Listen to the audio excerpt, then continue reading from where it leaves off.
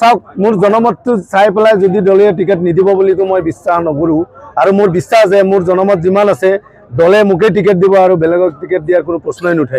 লোচনাবাৰী বজাৰত কংগ্ৰেছৰ প্ৰাৰ্থিত্ব প্ৰত্যাশী ডাক্তৰ ফৰিদুল হুছেইনৰ প্ৰাক নিৰ্বাচনী সভা। 53 নং লাহৰীঘাট বিধানসভা সমষ্টিৰ অন্তৰ্গত লোচনাবৰী গাঁও পঞ্চায়তৰ লোচনাবৰী বজাৰত আজি প্ৰাক নিৰ্বাচনী প্ৰচাৰ চলাই ভাৰতীয় জাতীয় কংগ্ৰেছ দলৰ প্ৰাৰ্থিত্ব প্ৰত্যাশী ডাক্তৰ ফৰিদুল হুছেইনে। সভাখনত সহস্ৰাধিক ভোটাৰ উপস্থিত থাকি প্ৰাৰ্থিত্ব প্ৰত্যাশী বিশিষ্ট চিকিৎসক ডাক্তৰ ফৰিদুল হুছেইনক ব্যাপক সঁহাৰি জনায়। প্ৰাক নিৰ্বাচনী সভাখনত প্ৰাৰ্থিত্ব প্ৰত্যাশী ডাক্তৰ ফৰিদুল হুছেইনৰ লগত উপস্থিত থাকে প্ৰদেশ কংগ্ৰেছ কমিটিৰ সংখ্যালঘু বিভাগৰ সাধাৰণ সম্পাদক আনামুৰ ৰহমান, লাহৰীঘাট জিলা পৰিষদৰ সদস্য আবু জহিৰ, মৈৰাবাৰী ব্লক কংগ্ৰেছৰ প্ৰাক্তন সভাপতি ফাইজুৰ ৰহমান, বৰচাপৰি গাঁও পঞ্চায়তৰ প্ৰাক্তন সভাপতি ইজ্জত আলীৰ লগতে মৰিগাঁও জিলা কংগ্ৰেছৰ বহু কেইগৰাকী বিষয়ববীয়া। আমাৰ যেটো দায়িত্ব আছে সেই দায়িত্বটো আকেলে আমি পালন কৰিম। তাৰ চেলা চামুন্নাবিলাকে খালি কৈ আছে নাই নাই টিকেট নাপায়, তো তাৰ কাৰোবাৰ ঘৰত পৈতৃক সম্পত্তি নহয় যে টিকেটটো তাকে দি দিব লাগিব। প্ৰথমে মই নৱবৰ্ষৰ শুভেচ্ছা জনালোঁ।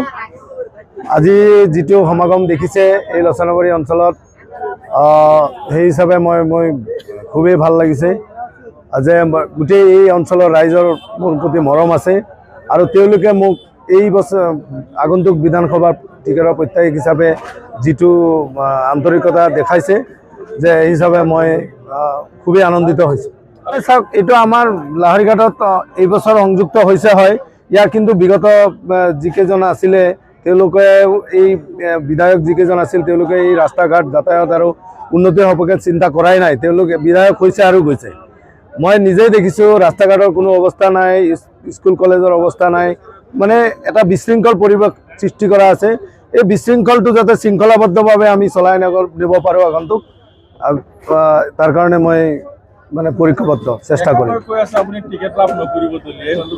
নাই, এইটো চাওক, মোৰ জনমতটো চাই পেলাই যদি দলীয় টিকেট নিদিব বুলিতো মই বিশ্বাস নকৰোঁ আৰু মোৰ বিশ্বাস যে মোৰ জনমত যিমান আছে দলে মোকে টিকেট দিব আৰু বেলেগক টিকেট দিয়াৰ কোনো প্ৰশ্নই নুঠে। ইয়াত যদিও ৩-৪ মাহ সময় আছে, নিৰ্বাচনী গৰম বতাহ আমাৰ সকলোৰে গাত লাগি গৈছে। সদ্য ৰাইজ এই যে সময়খিনি অতি মূল্যৱান এবং আৰু গুৰুত্বপূৰ্ণ সময়, কাৰণ এই সময়খিনিত আমাৰ মাজত